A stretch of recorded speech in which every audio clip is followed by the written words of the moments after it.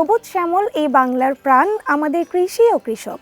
মাঠের ঘাম আর নিরন্তর পরিশ্রমে যারা সচল রাখেন দেশের অর্থনীতির চাকা, তাদের সুখ দুঃখ আর সাফল্যের গল্প নিয়ে গ্রিন টেলিভিশনের নিয়মিত আয়োজন আমার কৃষিতে স্বাগত জানাচ্ছি আমি মাহমুদা মালিক শাওলিন।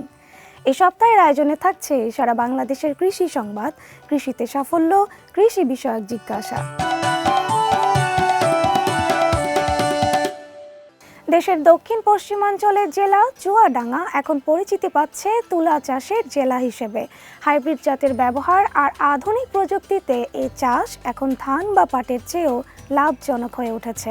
চলতি মৌসুমে 2,44 লাখ টাকার সরকারি প্রণোদনা চাষিদের মাঝে নতুন আশার সঞ্চার করেছে। মাঠের পর মাঠ যেন সাদা চাদরও ঢাকা তুলা। চুয়াডাঙ্গার দামুড়হুদা উপজেলার দিগন্তজোড়া ফসলের মাঠে এখন বাতাসের সাথে দোল খাচ্ছে শুভ্র সাদা তুলা। এই তুলাই এখন চুয়াডাঙ্গার হাজারো চাষির ভাগ্য বদলের হাতিয়ার। চলতি মৌসুমে চুয়াডাঙ্গা জেলার তুলা চাষের লক্ষ্যমাত্রা নির্ধারণ করা হয়েছিল 2,300 হেক্টর। বৈরী আবহাওয়া ও নানা প্রতিকূলতা ছাপিয়ে অর্জিত হয়েছে 2,100 হেক্টর। জেলার 6,500 জন কৃষক দিনরাত কাজ করেছেন 6,300 মেট্রিক টন বীজ তুলা উৎপাদনের লক্ষ্যমাত্রা অর্জনে। মাঠ পর্যায়ে গেলে দেখা যায় সাফল্যের নানা চিত্র। দামুড়হুদা চাষিরা এখন আধুনিক পদ্ধতিতে হাইব্রিড তুলা চাষ করছেন। তাদের মতে সরকারি সহায়তায় উন্নত মানের বীজ ও সার পাওয়ায় তুলা চাষ এখন আগের চেয়ে অনেক সহজ ও লাভজনক। সরকার যদি চায় যে একটু এবছরে একটু কম হইলে দাম যদি একটু বাড়ি দেয় তাহলে আমাদের ভালো হবে। তুলা চাষের থেকেও আমরা 5-6 হাজার টাকা অনুদান পেয়েছি। তুলা আশা করছি যা হয়েছে 15 মণ করে হবে, 75 মণ টন আসবে। আপনার টাকা আসবে হয়তো 3 লাখের কিছু কম। 14-15 মণ যখন তুলে পাচ্ছি তখন আমাদের একটা ভালোই একটা অন্য ফসলের থেকে একটা লাভজনক চাষি আমরা মনে করছি। চুয়াডাঙ্গা জেলা তুলা উন্নয়ন বোর্ডের তথ্য মতে এবার বড় অঙ্কের প্রণোদনা দেওয়া হয়েছে ক্ষুদ্র ও প্রান্তিক চাষিদের। মোট 3,050 জন চাষিকে 3,050 বিঘা জমির জন্য দেওয়া হয়েছে 2,44 লাখ টাকার প্রণোদনা প্যাকেজ। কত আসছে? শুধু সার বীজ দিয়েই দায়িত্ব শেষ নয়, কটন ইউনিট অফিসাররা নিয়মিতভাবে প্রান্তিক চাষিদের কারিগরি পরামর্শ দিয়ে যাচ্ছেন। এই প্রণোদনা কার্যক্রম চালু হওয়ার পর থেকে কৃষকদের তুলা চাষে উৎসাহ আগ্রহ বেশি পেয়েছে। ফলন গত বছরের চেয়ে এবার ভালো হয়েছে। এবার মোটামুটি কৃষকরা 14 থেকে 17 মণ হারে ফলন পাবে। এভাবেই আমরা কৃষকদেরকে তুলা চাষের দক্ষতা আনছি এবং তুলা চাষে আগ্রহী করার চেষ্টা করছি। চুয়াডাঙ্গার এই তুলা শুধু চাষিদের ভাগ্যই বদলাচ্ছে না, বরং দেশের টেক্সটাইল শিল্প যোগ করছে নতুন মাত্রা। 2,44 লাখ টাকার এই সরকারি বিনিয়োগ যদি সঠিক সময়ে উৎপাদন লক্ষ্যমাত্রা ছোঁয়, তবে আগামীতে এই জেলার তুলা চাষের পরিধি আরও বাড়বে, এমনটাই প্রত্যাশা চাষিদের। চলতি বছরে গাইবান্ধায় 17,825 হেক্টর জমিতে ভুট্টার আবাদ হয়েছে। ভুট্টা কাটা, মাড়াই ও বাজারজাতকরণে ব্যস্ত সময় পার করছেন কৃষকরা। তবে সার সংকটের কারণে এবার আশানুরূপ ফলন হয়নি বলে জানান তারা। সোনালী রঙে সেজেছে গাইবান্ধার ভুট্টার ক্ষেত। তিস্তা, ব্রহ্মপুত্র ও যমুনার চরাঞ্চল সহ 7 উপজেলায় চলছে ভুট্টা কাটা ও মাড়াইয়ের উৎসব। কেউ গাছ থেকে ভুট্টা উত্তোলন করছেন, কেউ মেশিনে মাড়াই করছেন, কেউ বা আবার রোদে শুকানো ও বাধাইয়ের কাজ করছেন। মৌসুমের শুরুতে সারের সিন্ডিকেট ও কৃত্রিম সংকটের কারণে পর্যাপ্ত সার না পাওয়ায় পুষ্ট হয়নি ভুট্টো দানা, তাই ব্যাহত হয়েছে ভুট্টার কাঙ্ক্ষিত ফলন। সার সংকট এবং পানি সংকটের কারণে আমরা সেভাবে আর কি এবার তুলনামূলক আবাদটা করতে পারি নাই। ভুট্টার ফলন অন্য বারের থেকে একটু কম, কেননা সার প্রয়োগটা কম হয়েছে, সার পাওয়া যাচ্ছিল না সিন্ডিকেটের কারণে। ফসল কিছুটা কম হলেও বাজার দর নিয়ে স্বস্তিতে আছেন কৃষক ও ব্যবসায়ীরা। বর্তমানে প্রতিমণ কাঁচা ভুট্টা বিক্রি হচ্ছে 1100 থেকে 1150 টাকা পর্যন্ত। 10 থেকে 15 হাজার টাকা প্রতি বিঘায় আর কি ইনকাম হয়। 1120-30 এইরকম আছে। শুকনোটা কিনি আমি, কাঁচা মাল কিনি। ভুট্টার কারণে ধানের আবাদ কমে যাওয়ায় ভুট্টা চাষের জন্য কৃষি প্রণোদনা বন্ধ ও নিরুৎসাহিত করার নির্দেশনা দিয়েছে কৃষি মন্ত্রণালয়। প্রযুক্তিগত সহায়তা আমরা দিচ্ছি। তো আমরা কৃষি সম্প্রসারণ দপ্তর বিভিন্ন প্ল্যান পরিকল্পনা করতেছি এবং চলমান আছে, যাতে সামনে কৃষক ভুট্টার প্রতি আগ্রহী না হয়ে অন্য ফসলের দিকে, অন্য লাভজনক ফসলের দিকে আগ্রহী হয়। বর্তমানে গাইবান্ধার অর্থনীতির প্রধান উৎস ভুট্টা চাষ। সার সংকট এবং সিন্ডিকেট নিয়ন্ত্রণ করে এই শিল্পকে লাভজনক করার বিষয়ে কার্যকর উদ্যোগ নিতে সংশ্লিষ্ট কর্তৃপক্ষের প্রতি আহ্বান জানিয়েছেন কৃষকরা। দেশ জুড়ে জ্বালানি তেলের সংকট প্রকট আকার ধারণ করেছে। এর সরাসরি প্রভাব পড়ছে কৃষি খাতে, বিশেষ করে ডিজেলের অভাবে ব্যাহত হচ্ছে সেচ কার্যক্রম। কৃষকদের মাঝে দেখা দিয়েছে উদ্বেগ আর অনিশ্চয়তা। তবে সংকট মোকাবেলায় কাজ করছে কৃষি বিভাগ। জামালপুর জেলার বিস্তীর্ণ মাঠ জুড়ে বোরো ধান, ভুট্টা সহ গ্রীষ্মকালীন ফসলের আবাদ। ফলনও ভালো হয়েছে, কিন্তু এই মুহূর্তে জ্বালানি সংকটে ঠিকমতো জমিতে সেচ দিতে না পারায় ফসলের ক্ষেত ক্ষতিগ্রস্ত হচ্ছে। কৃষকরা বলছেন, এক ফিলিং স্টেশন থেকে আরেক ফিলিং স্টেশন ঘুরেও মিলছে না ডিজেল। এতে ফসলের উৎপাদন নিয়ে দেখা দিয়েছে বড় ধরনের শঙ্কা। সেলো মেশিন চালাইতে পারতাছি না, খেতে পানি ধরে খেত পুড়ে গেছে, খেত ফাইটে গেছে। কারণ এই টাইমে বৃষ্টি নাই, কিছু না, একদিন খেতে পানি না দিলে তো ফলন হবে না ধানে। অভিযোগ রয়েছে, ফিলিং স্টেশনগুলোতে তেল না মিললেও খুচরা বাজারে বেশি দামে বিক্রি হচ্ছে ডিজেল। ফলে বাধ্য হয়ে অনেক কৃষকই সেচ পাম্প বন্ধ রেখেছে। পানি না দেওয়ার ফলে সব তো যান ছিড়ে গেছে থাকা, তাহলে আমরা কেমনে কি করবো? 2 লিটার 3 লিটার করে তেল দিয়ে তাও কতদিন পাওয়া যায়, কতদিন পাওয়া যায় না। বর্তমানে এ জেলায় ডিজেল চালিত সেচ পাম্প রয়েছে 28,103টি। কৃষি বিভাগ জানায়, ডিজেল সংকট মোকাবেলায় প্রশাসনের সঙ্গে সমন্বয় করে কাজ করা হচ্ছে। আমরা কৃষি বিভাগের পক্ষ থেকে চাষিদেরকে প্রয়োজনীয় পরামর্শ দিয়ে যাচ্ছি। আর সেচ কার্যক্রমের জন্য বর্তমান পরিস্থিতিতে উপজেলা প্রশাসন, জেলা প্রশাসন এর সহায়তায় আমরা কৃষকদেরকে নির্দিষ্ট পরিমাণ ডিজেল সরবরাহ করতেছি। চলতি মৌসুমে জামালপুরে 1,26,385 হেক্টর জমিতে বোরো ধানের আবাদ হয়েছে। তাই দ্রুত এ সংকট নিরসন না হলে বোরো আবাদে বড় ধরনের প্রভাব পড়তে পারে বলে আশঙ্কা করছেন সংশ্লিষ্টরা। হাওরের জেলা নেত্রকোনায় ধান কাটার ধুম লেগেছে। সাম্প্রতিক ভারী বৃষ্টির কারণে আগে ভাগেই ধান ঘরে তুলছেন গৃহস্থরা। তবে খরচের তুলনায় বাজার মূল্য কম বলে জানান তারা। ভারী বৃষ্টির কারণে আগাম বন্যার আশঙ্কায় নেত্রকোনায় পুরোদমে চলছে বোরো ধান কাটা।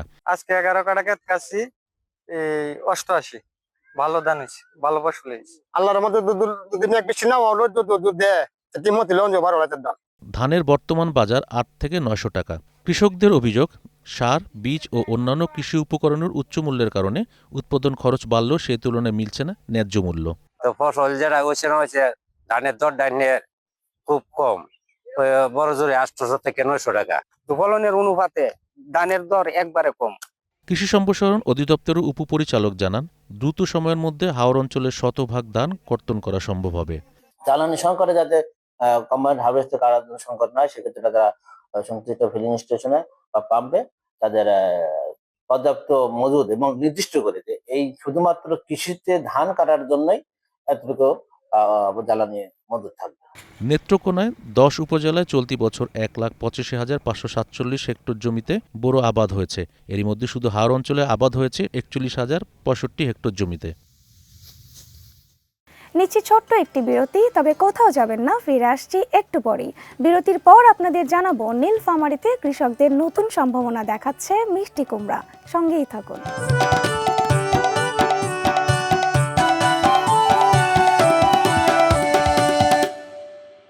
গ্রিন টেলিভিশনের সাপ্তাহিক আয়োজন আমার কৃষিতে আপনাদের আবারও স্বাগত। উত্তরের জেলা নীলফামারীতে কৃষকদের নতুন সম্ভাবনা দেখাচ্ছে মিষ্টি কুমড়া চাষ।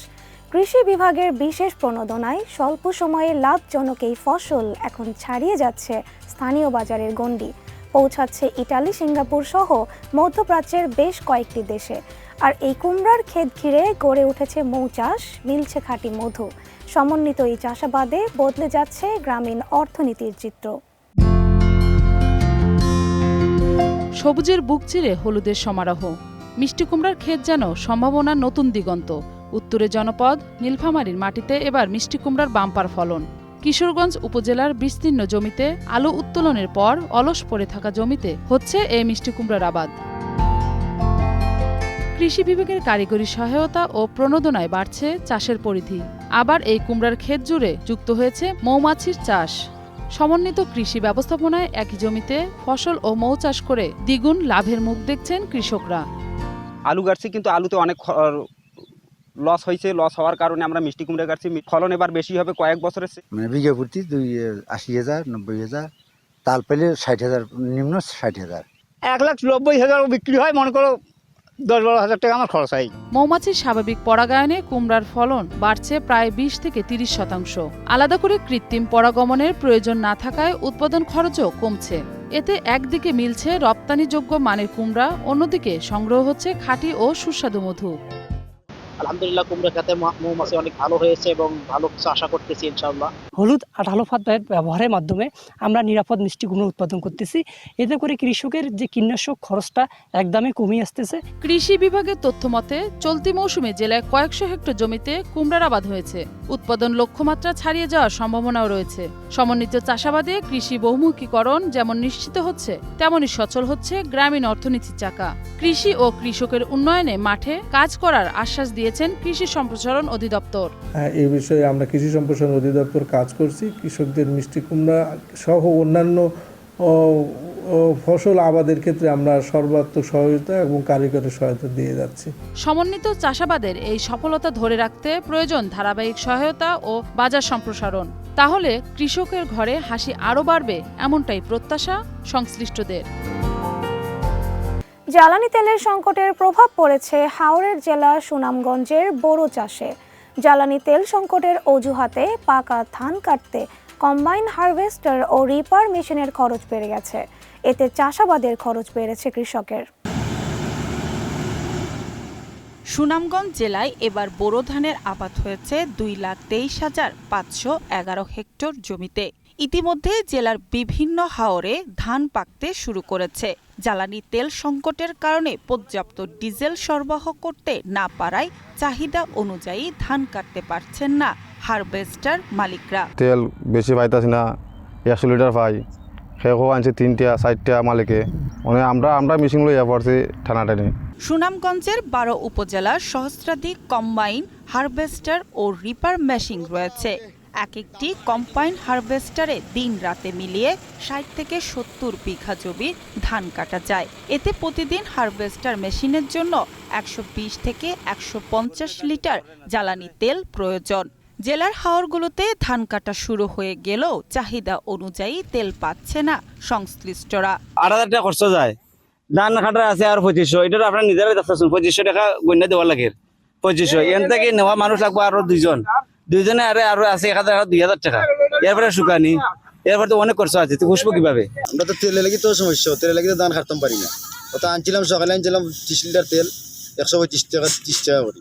তখন তো একটু সময় তেলও ফুরাই যাব, আমরা তো গাছ টাকা হইতাম, গাড়ি ধানও কাটতাম না। হারভেস্টারে জ্বালানি তেলের সংকট নেই জানিয়ে তেল সরবরাহে প্রয়োজনীয় পদক্ষেপ নেওয়া হয়েছে বলে জানান কৃষি বিভাগে এই কর্মকর্তা। যে পরিমাণ জ্বালানি তেলের প্রয়োজন সেটা আমরা চিঠির মাধ্যমে জানিয়েছি এবং জেলা প্রশাসক মহোদয় সংশ্লিষ্ট কর্তৃপক্ষকে জানিয়েছেন বলে আমি যতটুকু জানতে পেরেছি। পর্যাপ্ত জ্বালানি তেল সরবরাহের মাধ্যমে উন্নত প্রযুক্তি ব্যবহার করে দ্রুত সময়ে ধান কাটা সম্পূর্ণ হবে, এমনটাই প্রত্যাশা এলাকাবাসীর। আবহাওয়া অনুকূলে থাকায় এবছর টাঙ্গাইল জেলায় শশার বাম্পার ফলন হয়েছে। অন্যান্য ফসলের তুলনায় লাভ বেশি হওয়ায় কৃষকরা মালচিং পদ্ধতিতে শশা চাষে ঝুঁকছেন। উৎপাদন বেশি হওয়া এবং বাজারে ভালো দাম পাওয়ায় সন্তুষ্ট চাষিরা। বিস্তীর্ণ মাঠ জুড়ে শশার সবুজ সমারোহ, যতদূর চোখে যায় লতানো শশা গাছের সারি।